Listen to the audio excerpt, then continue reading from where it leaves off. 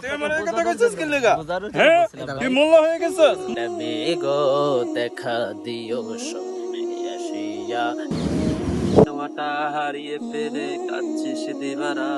নবী নবী গো দেখা দিও স্বপ্নে আসিয়া। আসসালামু আলাইকুম। ওয়ালাইকুম আসসালাম ওয়া রাহমাতুল্লাহি ওয়া বারাকাতুহু। এই হুজুর কি অবস্থা? আমাদের প্রিয় নবী হযরত মুহাম্মদ সাল্লাল্লাহু আলাইহি ওয়াসাল্লাম সালাম এভাবে শিক্ষা দেননি।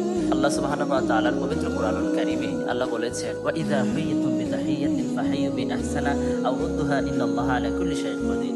যে তোমাদেরকে যারা সালাম দিয়েছে বা অভিবাদন করেছে তাদেরকে তার চেয়েও সুন্দর করে উত্তর দাও, যাতে করে সে খুশি হয়ে যায়। অন্যথায় সেটা যদি না পারো তাহলে সে যেভাবে সালাম দিয়েছে তাকে ওইভাবে করে তাকে উত্তরটা দিয়ে দাও, তারপরে তাকে ফিরিয়ে দিও না। অতঃপর আমরা এখান থেকে কোরআনের আয়াত থেকে বুঝতে পারলাম যদি সালামের উত্তর না দিই তাহলে আমরা গুনাহগার হব। অপর একটি হাদিসের মধ্যে জানা যায়, আবু হুরায়রা রাদিয়াল্লাহু তাআলা আনহু থেকে বর্ণিত, নবী করিম সাল্লাল্লাহু তাআলা আলাইহি ওয়াসাল্লাম ইরশাদ করেছেন, আল্লাহ সুবহানাহু ওয়া তাআলা আদমকে আদমের আকৃতিতে সৃষ্টি করেছেন এবং আদমের উচ্চতা ছিল 60 হাত।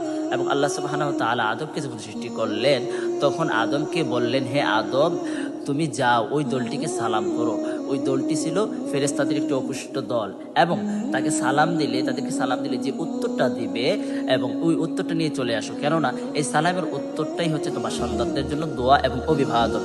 এবং নবী করিম সাল্লাল্লাহু আলাইহি ওয়াসাল্লাম ফেরেশতারা প্রত্যুত্তরে বললেন, ওয়া আলাইকুম আসসালাম ওয়া রাহমাতুল্লাহি ওয়া বারাকাতুহু। নবী করিম সাল্লাল্লাহু আলাইহি বলেন যে ওনারা শুধু এটুকু বলেছেন ওয়া রাহমাতুল্লাহি ওয়া বারাকাতুহু, এতটুকু শব্দ উচ্চারণ করেছে। নবী করিম সাল্লাল্লাহু তাআলা আলাইহি ওয়াসাল্লাম বললেন যে যত ব্যক্তি জান্নাতে প্রবেশ করবে এবং সবাই আদমের আকার মানে আদমের সুরত বা আকৃতিতে 60 হাত উচ্চতা নিয়ে জান্নাতে প্রবেশ করবে। নবী করিম সাল্লাল্লাহু তাআলা আলাইহি ওয়াসাল্লাম ইরশাদ করেন যে সৃষ্টিকুল থেকে আমাদের আদম আলাইহিস সালাম 60 হাত লম্বা ছিলেন এবং এখন তা নাই, কমতে কমতে এই অবধি পৌঁছেছে।